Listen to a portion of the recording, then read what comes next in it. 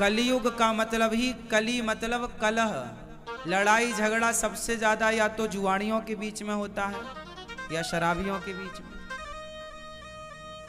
ये शराब पीने वाला क्या करता है, अपनी माँ की आरती थोड़ी उतारता है, माँ को गालियां देता है। पत्नी का आदर थोड़ी करता है, पत्नी के मंगलसूत्र को बेच देता है।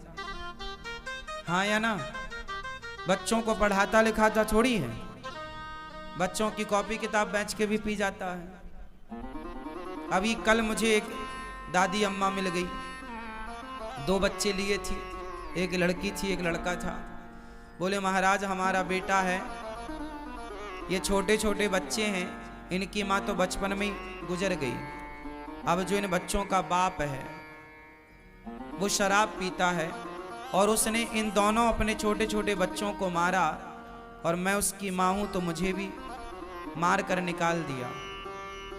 घर में किसी को रहने नहीं देता। इन बच्चों का भविष्य क्या? बोली हम लोग तीनों लोग आत्महत्या करने निकले हैं।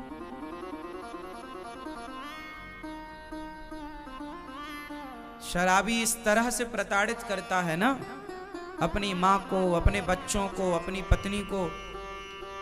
फिर मैंने माँ को समझाया कि माँ जैसे पढ़ाओ लिखाओ इन बच्चों को, आप समझदार हो, आपके जब तक हाथ पांव चल रहे हैं आप करो कुछ।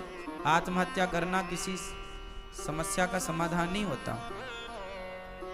समझाया, उसके बाद वो माँ चली गई। कहने का तात्पर्य तो यही हुआ कि शराबी अपने परिवार को कितना प्रताड़ित करता है ये तो शराबी का परिवार ही जानता होगा। क्यों जी? शराबी की पत्नी कितनी दुखी है ये तो वही जान सकती है। जिसके पांव में विमाई फटी ही नहीं वो पीर पराई क्या जाने, और जिसने बेटी को जन्म दिया ही नहीं वो बेटी की विदाई क्या जाने। कई बार ऐसा होता है कि हम दूसरों का दुख नहीं जान पाते। दूसरा आदमी कितना दुखी है उसके दुख का हम अंदाजा भी नहीं लगा पाते। क्यों? तो शराब समाज को कितना दुखी करती है, बोलो हाँ। इसलिए आप लोगों से मेरी विनती हाथ जोड़कर है, मेरे नौजवान दोस्तों भाइयों से, शराब ना पिया करो। तुम्हारी पत्नी, तुम्हारे बच्चे, तुम्हारी माँ बड़ी दुखी रहती है। तुम तो पीकर नशे में पड़े हो, पर जो पत्नी तुम्हारे लिए अपनी माँ, अपना पिता, अपना परिवार छोड़े बैठी है, थोड़ी उसकी खुशी का भी तो ख्याल रखो। उन बच्चों का भी ख्याल रखो जो अभी छोटे हैं, जिनको पिता के प्यार की, माँ के प्यार की जरूरत है, शिक्षा की जरूरत है। एक शराबी हो जाए ना घर में तो पूरा परिवार प्रभावित होता है उस एक के कारण। बोलो हाँ। शराब बहुत भयंकर होती है, इसलिए शराब पीना चाहिए क्या? शराब अच्छी हो, यदि आपके हिसाब से शराब अच्छी है तो फिर अपने बच्चों को भी पिलाना। और शराब बुरी है तो हाथ जोड़ के कहता हूं आप कभी मत पीना, क्योंकि ये सब बर्बाद कर देती है। शराब सब कुछ बर्बाद कर देती है। आप कितने लोग इस बात के गवाह हैं कि शराब पीकर बर्बाद हो जाता है व्यक्ति? कितने लोग? हाथ उठा गए, अब उनकी औलाद भीख मांगने पर मजबूर है। ऐसा भी समाज में देखने को मिला है। क्यों जी ऐसा होता है? बिल्कुल होता है। शराब पीना बुरी बात है ना कि अच्छी बात है? बुरी बात है। लेकिन आप लोग टीवी देखते हैं, मूवियां देखते हैं, पिक्चरें देखते हैं। आजकल पिक्चरों में शराब पीने का सीन होता है। आजकल जितने भी आपके सुपर डुपर स्टार होते हैं ये आपको शराब पीने के लिए प्रेरित करते हैं। मतलब वो चाहते ही हैं कि आप बस नशेड़ी बन जाओ, आप अपने लिए, अपने परिवार के लिए, अपने देश के लिए कुछ ना करो, बस शराब के नशे में पड़े रहो। इसलिए हमारे देश में तो शराब बांट बांट के चुनाव तक जीत लिए जाते हैं। जिस नेताजी ने ज्यादा शराब पिलाई उस नेताजी को ज्यादा वोट मिलेंगी। ऐसा होता है हमारे देश में।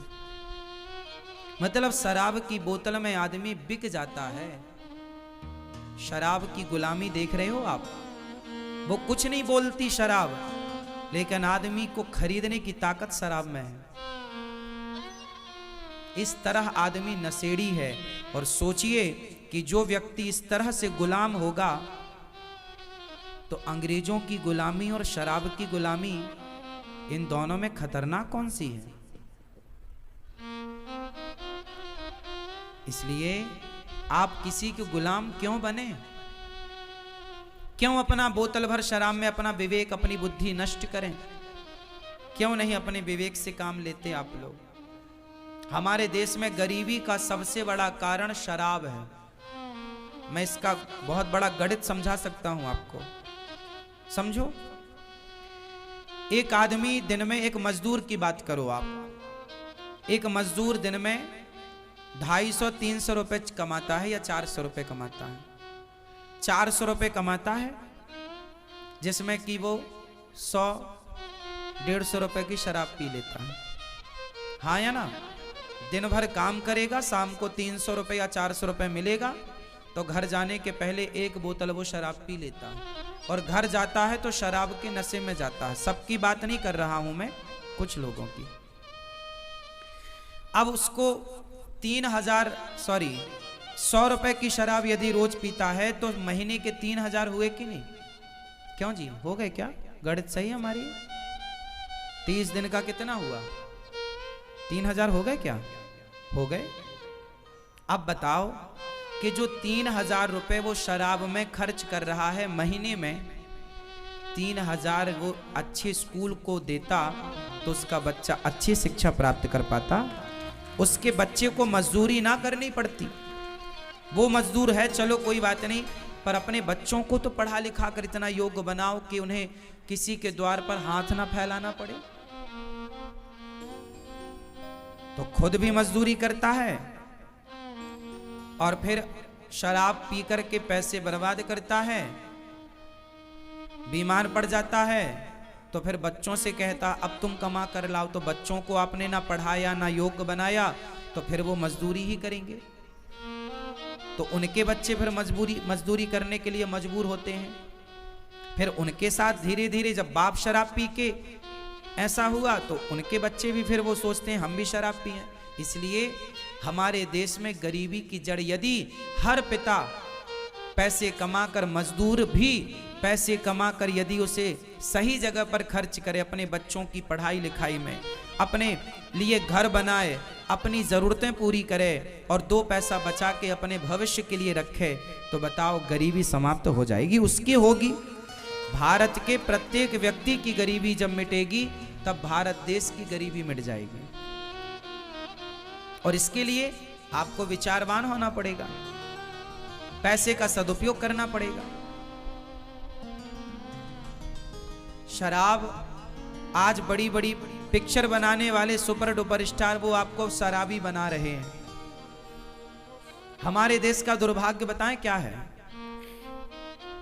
दुर्भाग्य ये है मेरी मां कि आज यहां पर कोई अच्छी बात आपको बताए, आपके बच्चों को सही राह बताए, तो आप उसे कहते हैं कि ये ठग रहे हैं, लूट रहे हैं।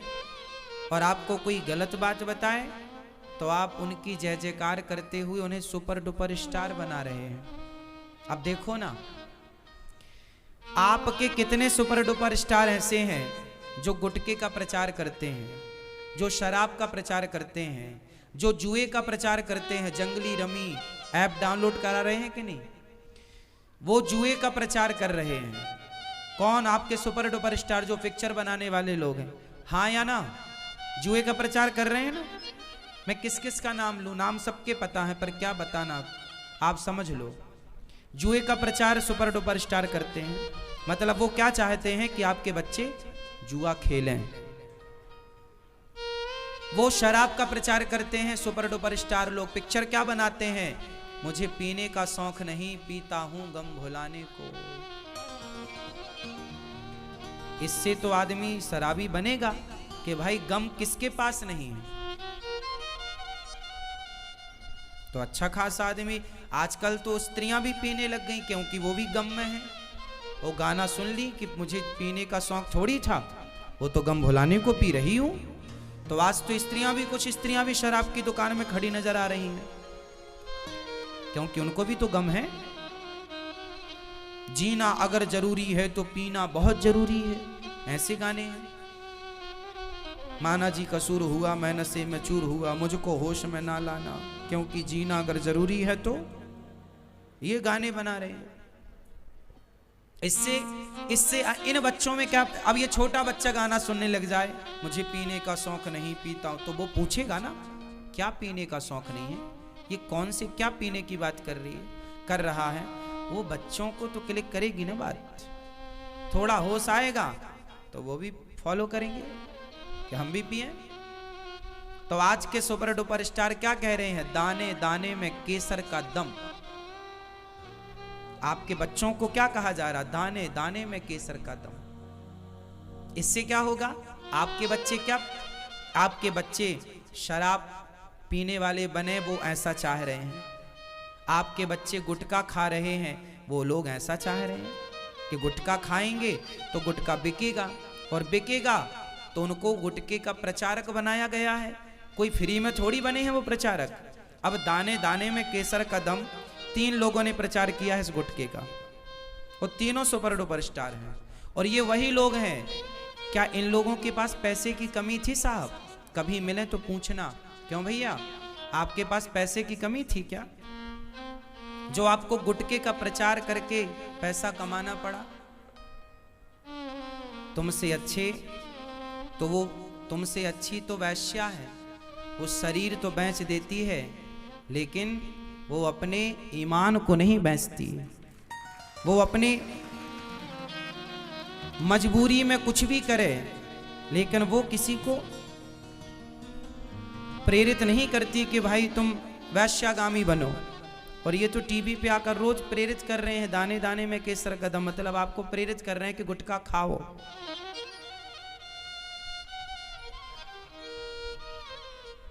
गुटखा खाओ ऐसा बोल रहे हैं। इसलिए गुटखा, इन लोगों के पास पैसे की कमी नहीं है। गुटखे के प्रचार में इन्हें 5-5, 10-10 करोड़ रुपए मिले होंगे या 50 करोड़ भी मिले होंगे, मुझे आइडिया नहीं है। लेकिन पैसों के लिए अपना ईमान बेच देना सही है? कोई मुझे 5,000 करोड़ दे, कहे अनिरुद्धाचार्य जी आप इस गुटखे का प्रचार करिए, 1 लाख करोड़ नहीं साहब, पूरी दुनिया की दौलत देगा तो भी मैं अपने अनुयायियों को, भक्तों को गलत राह नहीं बता सकता। ये मेरे धर्म के विपरीत है, खिलाफ है। कोई आप पर विश्वास करता है तो क्या आप उसको गलत राह बताएंगे? बोलो बोलो हाँ या ना। तो इन लोगों पर लोगों ने पिक्चरों के माध्यम से विश्वास किया कि भाई ये लोग जो करेंगे अच्छा करेंगे, पर ये तो आपको गुटखा खाना सिखा रहे हैं। क्यों जी, सीखे के नहीं कुछ खाने भी लगे हैं। आज 100 में से 95 बच्चे गुटखा खाते हैं, छोटे छोटे बच्चे गुटखा खाते हैं। बोलो हाँ, छोटे छोटे बच्चे। और गुटखा खाने वालों के साथ ऐसी स्थिति है कि आप उनके सामने बैठ जाएं तो आधा तो आपका मुंह भिड़ा देते हैं, छपेड़ देते हैं गुटखे से। जब वो बात करते हैं ना तो उनके अंदर की सुपारी निकल निकल के आपके मुंह में चिपकती है। ध्यान से देखा कि नहीं? इसलिए गुटखा खाने वालों से ना उचित दूरी बना के बात किया करिए, नहीं वो उनके अंदर का गुटखा आपके अंदर आ जाएगा। हाँ या ना? सही कि गलत है? बिल्कुल। कई लोग आ जाते हैं यहां पर, मुंह में इतना गुटखा भरे, और बिल्कुल मुंह के पास ही आके बोलते हैं मिलना है, इतने में तो मिलने में आधी मिला दी। इतने में तो आधी सुपारी मिल भी गई।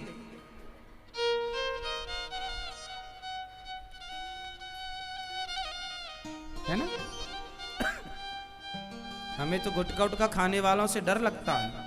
थोड़ा उचित दूरी से बात हो, इतनी दूरी कि उनके मुंह से सुपारी जो निकले बीच में ही गिर जाए, यहां तक ना आ पाए, इतनी दूरी मेंटेन करना पड़ती है। और गुटखा उटखा खाने वाले ना वो धीरे से बोलते हैं क्योंकि उनका अमृत टपक ना जाए नीचे, इसलिए वो फिर पास में आके बात करते हैं, है ना? वो नीचे मुंह करके बात नहीं कर सकते, ऐसे भरा है ना,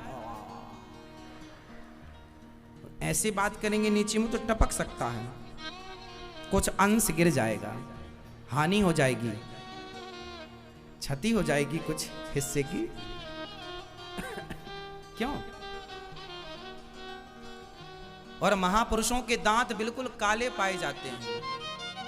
दांत देखिए आप, बिल्कुल काले या फिर लाल।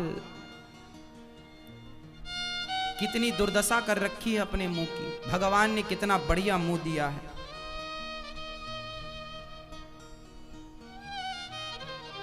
जिस मुंह में राम का नाम होना चाहिए उस मुख में देखो क्या क्या भरते हैं। तो आप सावधान रहिए उन सुपर डुपर स्टारों से जो आपके घर में घुसकर आपकी संतानों को गलत राह, अब जो गलत दिखा रहे हैं आप उन्हें सुपर डुपर स्टार कहते हैं, और हम जैसे लोग आपको सही राह बताएं तो लोग संतों को उंगली उठाते हुए कहते हैं ये बाबा लोग तो पाखंडी हैं, ढोंगी हैं, ये हैं। संतों का अपमान होता है और उन लोगों का सम्मान जो खुलेआम गलत का प्रचार कर रहे हैं। संडे हो या मंडे, ये अंडे का प्रचार किसने किया था? बोलो, किसने किया था? जरा बता। नहीं पता? आप लोग बहुत भुलक्कड़ हैं? हम नहीं भूलते। टीवी पर एक टाइम पर यह भी ऐड आता था, संडे हो या मंडे, अंडे का प्रचार है। इसलिए अब वो लोग अंडे का आपको प्रचार कर रहे हैं। अंडे खाने वाले का धर्म क्या है? अंडे खाने वाला, मांस खाने वाला धर्मात्मा हो सकता है क्या? मुर्गी की टांग चूसने वाला धर्मात्मा हो सकता है क्या? अरे जो धर्मात्मा होगा वो किसी जीव की हत्या ही नहीं करेगा। जो कर रहा है वो धर्मात्मा कैसे है? हमारा धर्म तो ये कहता था कि हम चींटियों को भी, तुम्हारी दादी अम्मा आटा डालती थी, चींटी की भी हत्या ना हो, पक्षी को दाना। हमारे देश में एक राजा हुए हैं शिवी, उनकी गोद में कबूतर आकर गिरा। बहेली आया, बोला महाराज ये हमारा कबूतर है, हम जंगल से पकड़ कर लाए हैं और इसे हम खाएंगे पकाकर। राजा बोला देखो ये मेरी गोद में आया है, इसे अब तुम मार नहीं सकते, क्योंकि मारने वाले से बचाने वाला बड़ा होता है। ये कबूतर मेरी गोद में आया है, जिसकी रक्षा करना मेरा धर्म है। बहेलिया बोला महाराज आप राजा हैं, पर वो मेरा कबूतर है, मेरे पिंजरे से उड़ गया, आपकी गोद में गिरा, दो मेरा कबूतर। राजा बोले तुझे कबूतर का मांस चाहिए ना, मैं तुझे कबूतर के वजन का मांस दे दूं तो? हाँ हाँ चलेगा। अब आप कहां से मांस लाएंगे? राजा मांस लाने के लिए किसी को तो मारना पड़ेगा, आप किसी का भी लाएंगे तो मारना ही पड़ेगा। राजा बोले इतने धर्मात्मा राजा थे, बोले मैं किसी की हत्या नहीं करता, तो कहां से लाएंगे मांस? बोले मैं अपना दूंगा। एक तराजू बांधी गई, तराजू के एक पलड़े पर कबूतर को बिठाया गया कि इसके वजन का मांस बहेलिया को इसको देना है। तो राजा ने अपनी जंघाओं का, जांघ का मांस काट के तराजू में रखा तलवार से, पर कबूतर थोड़ा भारी था।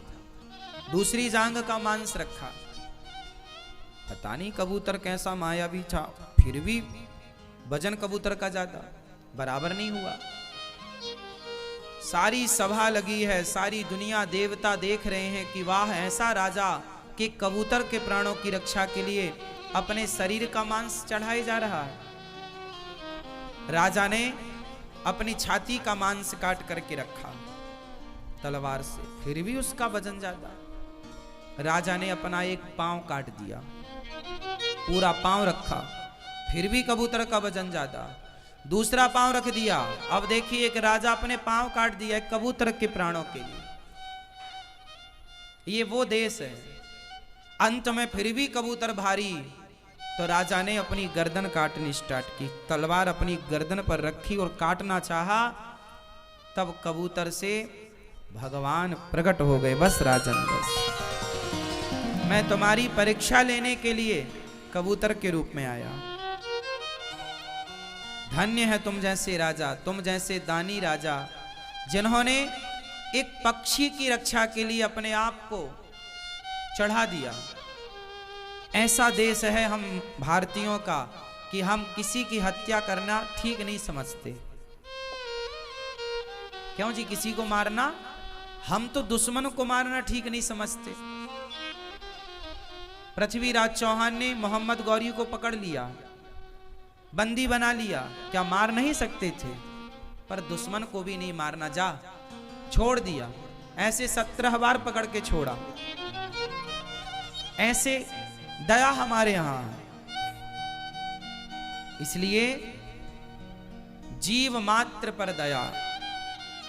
आजकल ना लोग कुत्तों को, कुत्ते का मांस खाते हैं, कुत्ते को बिल्कुल गर्म पानी में डाल देते हैं, उबलते पानी में, जिंदा कुत्ते को उबलते पानी में डाल देते हैं, जिससे गर्म पानी से उसके सारे रोमे झड़ जाते हैं और उसकी ऊपर की त्वचा और सॉफ्ट हो जाती है, तो आसानी से वो छील लेते हैं, मतलब वो नोच लेते हैं। जो भी करते हो भगवान जाने।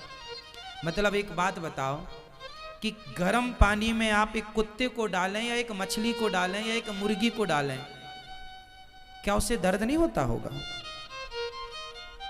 हमें और आपको डाल दिया जाए तो कितना पीड़ा होगी, असहनीय। जिंदा मछली को